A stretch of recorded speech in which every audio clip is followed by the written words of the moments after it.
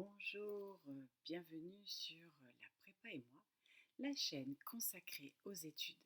Que vous soyez étudiant de classe prépa, étudiant à la fac, en BTS, ou peut-être même que vous soyez un adulte ou un jeune adulte en train de reprendre des études, eh bien, bienvenue. Aujourd'hui, je voudrais vous parler d'un livre très important à mes yeux quand on veut entreprendre quelque chose d'un petit peu difficile, comme c'est votre cas. Déjà, je vous dis bravo. Et voici le livre dont je souhaite vous parler aujourd'hui. C'est un livre de Carol Dweck, Oser réussir, comme vous l'avez vu.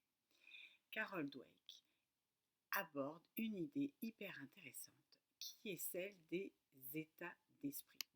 Selon elle, en effet, eh bien, ce n'est pas d'être doué qui permet de réussir, mais c'est surtout d'avoir un état d'esprit de développement. Qu'est-ce que ça veut dire? Eh bien, pour elle, il y a des gens qui, et je la cite, ne pensaient pas qu'ils étaient en train d'échouer, ils pensaient qu'ils apprenaient. Cela signifie que si vous avez un état d'esprit de développement, vous pensez que vous pouvez cultiver des choses par vos efforts, que vous pouvez réussir en vous entraînant, en échouant et en recommençant. Alors que si vous avez un état d'esprit fixe, vous ne croyez pas vraiment à l'effort. Vous pensez qu'en réalité, il y a des gens intelligents, des gens doués, c'est comme ça. Et finalement, eh bien, si vous pensez que vous n'appartenez pas vraiment à cette catégorie, eh bien, vous ne faites pas d'effort. C'est vraiment très intéressant parce que si l'on n'y prend pas garde, on réalise en réalité que on a tel ou tel état d'esprit, mais on n'en a pas conscience. Surtout que cet état d'esprit peut dépendre des domaines. C'est-à-dire que vous pouvez avoir un état d'esprit de développement, par exemple, dans le domaine du sport. Vous faites du sport, vous entraînez, vous échouez, vous recommencez. Mais vous n'avez pas cet état d'esprit dans le domaine de l'école, par exemple, des notes et des apprentissages, parce que vous pensez que vous n'êtes pas doué en maths ou pas assez bon, etc. En réalité, et ça, moi personnellement, en tant qu'enseignante, j'en suis persuadée, tout le monde peut progresser, tout le monde peut réussir. Comment? Eh bien, en s'entraînant, en recommençant, en faisant des efforts. Évidemment, c'est un peu décevant d'apprendre qu'il n'y a pas de baguette magique.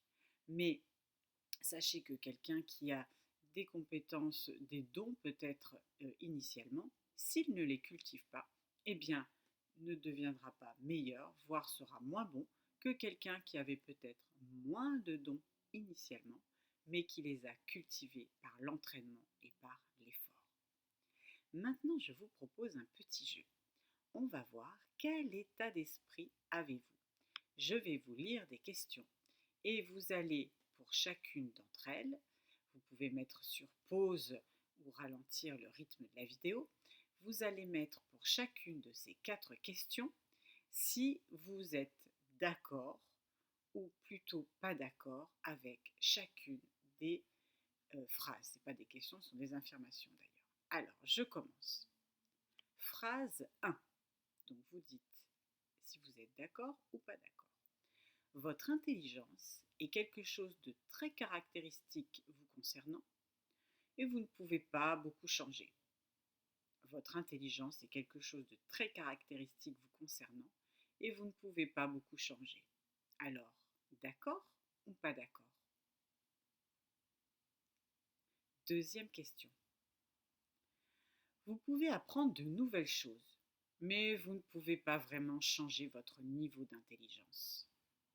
Vous pouvez apprendre de nouvelles choses, mais vous ne pouvez pas vraiment changer votre niveau d'intelligence. Alors, plutôt d'accord ou plutôt pas d'accord? Peu importe votre degré d'intelligence, vous pouvez toujours un peu le changer. Ça, c'est la 3. Peu importe votre degré d'intelligence, vous pouvez toujours un peu le changer. Alors, d'accord ou pas d'accord? Et maintenant, la phrase 4. Vous pouvez toujours modifier substantiellement, ça veut dire vraiment, véritablement, votre niveau d'intelligence. Vous pouvez toujours modifier véritablement votre niveau d'intelligence. Alors, d'accord ou pas d'accord? Je vous propose, si vous faites ce petit test, eh bien, de mettre vos réponses dans les commentaires et je vous répondrai individuellement.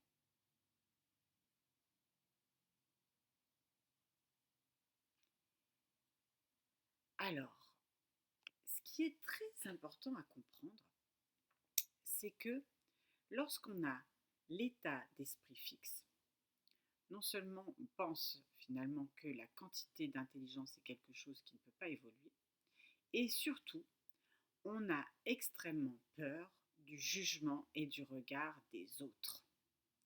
Ce qui compte d'abord pour les personnes qui ont l'état d'esprit fixe, et je vous rappelle que ça peut dépendre des domaines, c'est de savoir comment les autres vont nous percevoir, comment les autres vont nous juger. Alors que si on a l'état d'esprit de développement, eh bien, ce qui compte avant tout, c'est d'être soucieux, d'avoir envie de s'améliorer, de faire mieux, de progresser. Alors, plutôt l'un ou plutôt l'autre? Qu'en pensez-vous?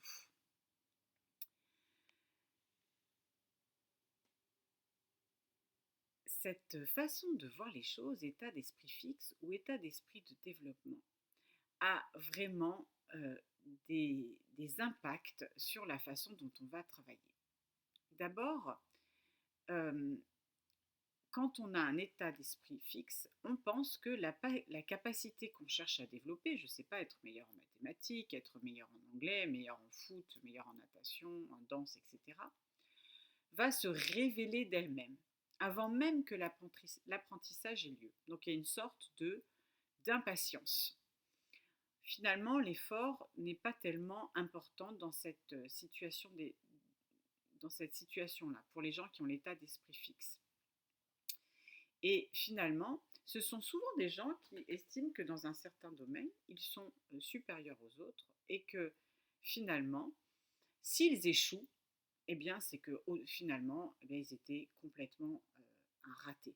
Donc, vous voyez, c'est des gens qui vont passer d'un état d'esprit où ils se sentent supérieurs aux autres, parce qu'ils se sentent doués, mais dès qu'ils échouent, eh bien là, ils vont se dire, ah ben non, mais finalement, je suis un raté, j'y arrive pas du tout, je suis trop nul, etc.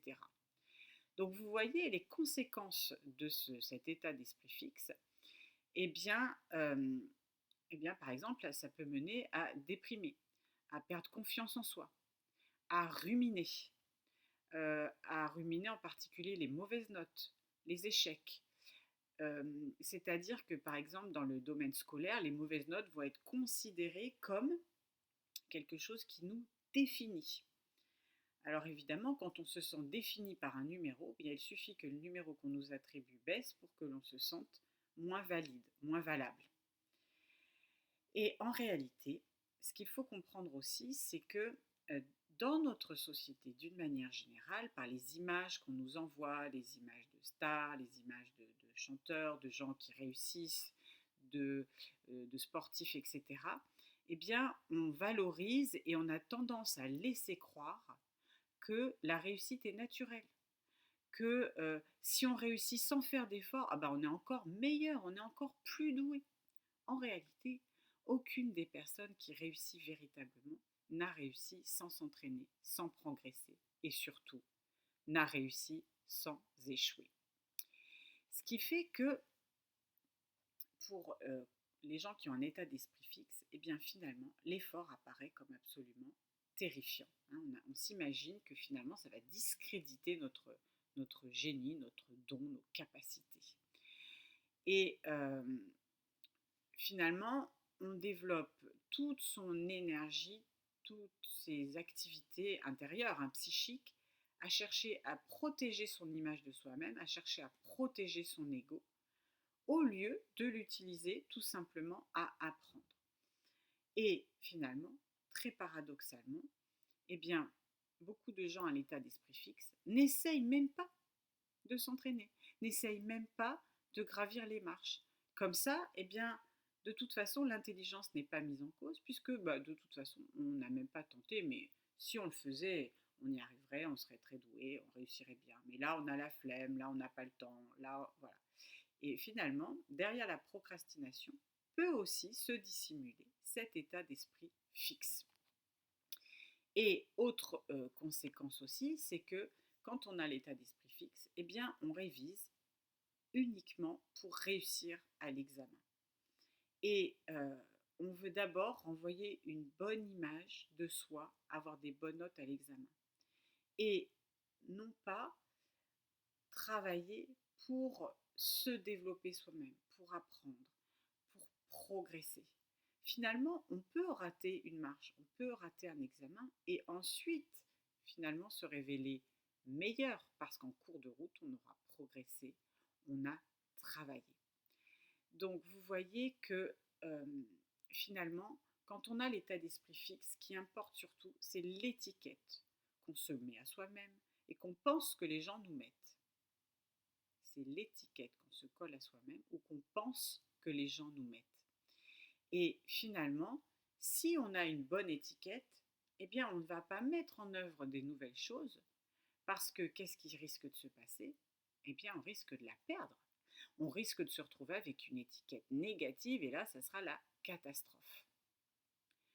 Donc, vous voyez que c'est vraiment très important et j'aborde ici maintenant eh bien, la deuxième partie de cette vidéo, à savoir eh bien, comment changer d'état d'esprit, comment développer en soi un état d'esprit de développement, justement.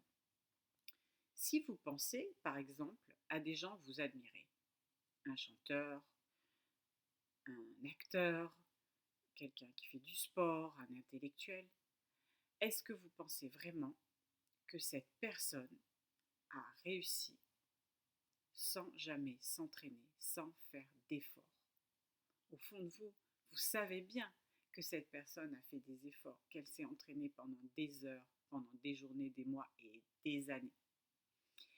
Vous savez très bien, si c'est une personne que vous admirez, que vous suivez, que cette personne a connu des revers, a connu des échecs.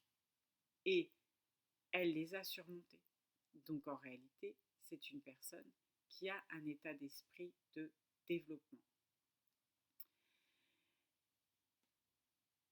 Est-ce que, deuxième chose, vous pouvez vous demander, est-ce que j'ai tendance à m'étiqueter et à étiqueter les autres?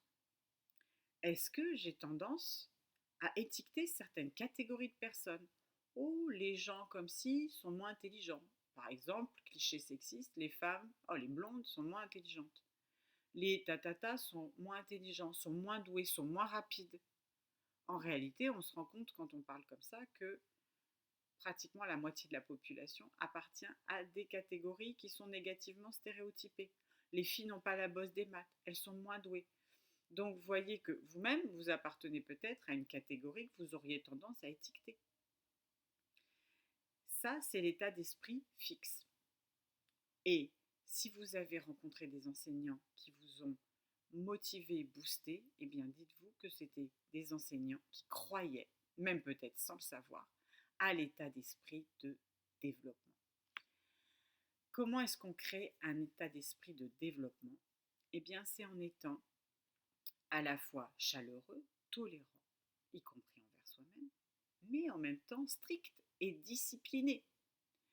Il faut se montrer à soi-même comment s'entraîner, il faut se pousser, se booster, se motiver à recommencer à faire des efforts, mais sans se critiquer, sans se dire qu'on est nul, en se disant, bon là, ok, j'ai échoué, je vais recommencer, demain je vais réapprendre, je vais faire cet exercice et je vais m'entraîner.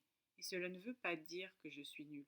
En fait, il n'y a pas d'identité à créer entre ce que vous êtes et vos résultats. Et lorsqu'on réussit à se détacher de cela, eh bien, on entre dans l'état d'esprit de développement. Et c'est vraiment l'idée que si vous avez l'impression que l'intelligence est une sorte de donnée qui remplit le cerveau, hein, on a le cerveau qui est rempli comme ça ou comme ça, plus ou moins, et qu'on ne peut rien y faire, eh bien dites-vous que ça n'est pas du tout comme ça que ça fonctionne. Le cerveau, c'est pas un vase plus ou moins rempli, et il y a des gens qui naissent avec beaucoup de chance, c'est un vase bien rempli, et d'autres qui naissent avec peu de chance, c'est un vase peu rempli. Non. Le cerveau fonctionne en faisant des connexions entre les choses. Donc, plus on fait des efforts, plus on travaille, plus les connexions se font. Plus elles se font, plus elles se développent. Donc, en réalité, le cerveau, c'est davantage comme une sorte de gigantesque toile d'araignée. Donc, quand on a un état d'esprit de développement, eh bien, on crée des connexions entre les choses. Et c'est vraiment très intéressant, très important de comprendre cette différence. L'intelligence, ça n'est pas un vase rempli dont on hériterait quand on est. Et si on ne l'a pas, tant pis pour nous, il n'y a rien à faire. Et d'ailleurs, même si c'est un vase assez bien rempli, eh bien de toute façon, quoi qu'on fasse, on va réussir, même si on ne fait pas d'effort. Non, l'intelligence, c'est quelque chose qui se développe comme une araignée qui tisse sa toile de plus en plus grande, de plus en plus solide. Donc si vous aussi, vous avez envie de rejoindre le club de ceux qui croient en l'esprit de développement, eh bien, posez-vous des questions sur votre propre fonctionnement, interrogez-vous sur vos réactions face à vos échecs, demandez-vous les vraies raisons pour lesquelles vous ne mettez pas d'énergie dans ce que vous auriez pourtant envie de réussir, mais que vous ne travaillez pas. Et puis, n'hésitez pas à me contacter pour me donner les réponses que vous avez apportées à votre test. Et nous verrons ensemble si vous avez aujourd'hui l'état d'esprit fixe ou l'état d'esprit de développement. Et nous pourrons mettre en œuvre peut-être une stratégie pour appréhender d'une nouvelle façon votre rapport aux échecs et aux performances. Alors, je vous dis à très bientôt sur la prépa et moi. Travaillez bien. Et je vous souhaite à tous une excellente fin de journée.